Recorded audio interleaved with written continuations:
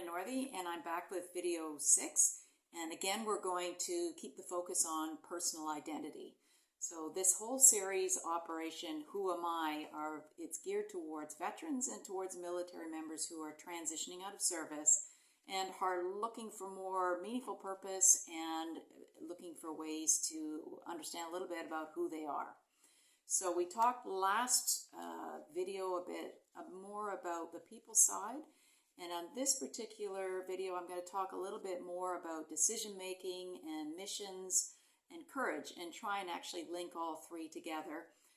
So I'll give you some examples, and then as well I'm going to go back into the book Operation Who Am I, which is available on Amazon, and it's 25 days of exercises that really get into more detail, force you to get into more detail about how you would respond to certain situations and what's important to you.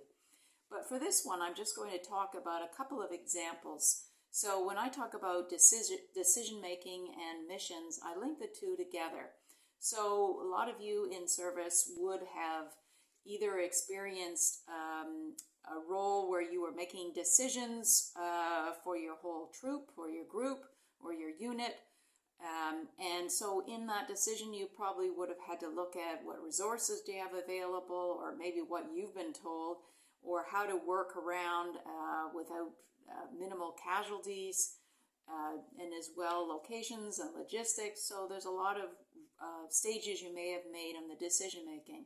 And it's really important to understand how you made those decisions. So again, I encourage you to explore a little bit on the decision-making side and what kind of decisions you like to make. Are you also very detail-oriented? Do you tend to be a little bit more of a visionary, which sees beyond your decision, maybe sees beyond your role, and therefore maybe creates a bit of tension because you might question what you're supposed to be doing? The second side are the people that are responding to decisions being made for them, and they are expected to fulfill the role. And out of that, again, you've left the military, so you can reflect a little bit on some of those missions. And were there some of those missions where you didn't necessarily agree with those decisions? So I'm going to give you an example. I was listening to a group of veterans talking about one of the missions they had in Afghanistan. And half the group was very upset with the leader because the leader hadn't promised or fulfilled what they said they were going to do, and as a result, some of their buddies were killed in action. There was the other half of the group that reflected on that and said, well, we don't have the bigger picture, and so maybe those decisions were made with information that we don't have access to, so let's not judge this leader quite in that same way.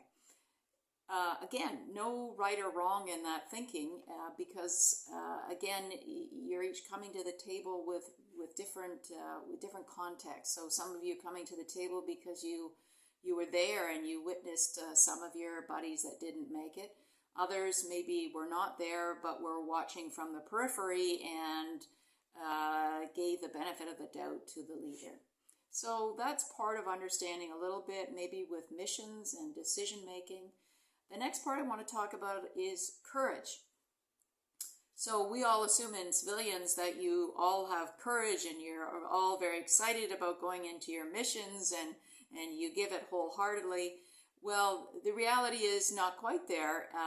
Some are adrenaline junkies that I've met as veterans, and they love to go in and, do everything high risk and challenge and know their life is at stake. And unfortunately, we witnessed one client that couldn't actually handle being in the civilian life because of the high risk. They couldn't quite find the equivalent now as a civilian.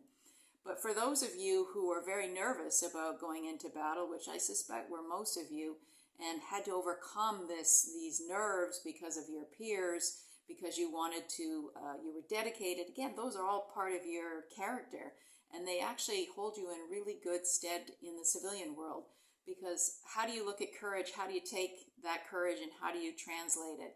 Well, if you've overcome your fear of going into battle, it also means you have a chance. I've seen many people become entrepreneurs, and they start their own business. Whereas a lot of civilians, we have more fear starting something. Maybe as a veteran, you have less because you've experienced a fear that's way beyond anything that a lot of us as civilians have had. You may also feel that you can speak your mind a little more freely than some of the civilians. You don't have the fear of the repercussions.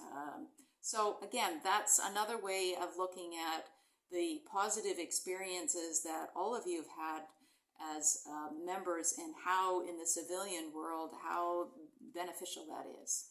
So I also wanted to talk about, go back to day 11 and give you a chance to answer some questions. So again, pen and paper. So question 1, what challenges did you enjoy?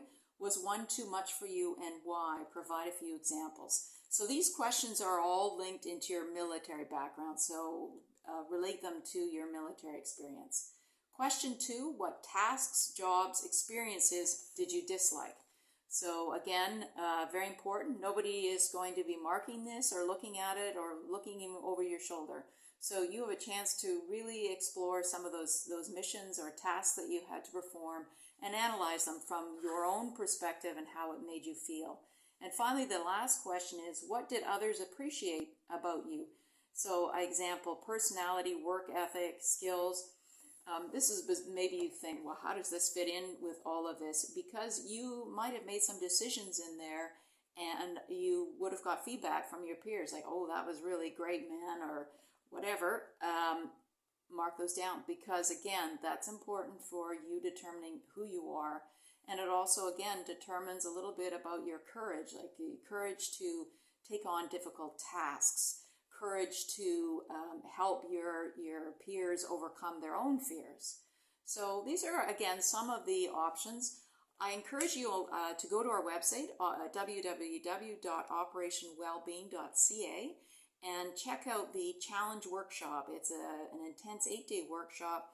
Really encourage those who really want to find out more about themselves to participate. I will be leading that workshop and also offering for a limited time a one-on-one a session with each of the participants to help them discover a little bit more about themselves. So good luck, and thank you for watching.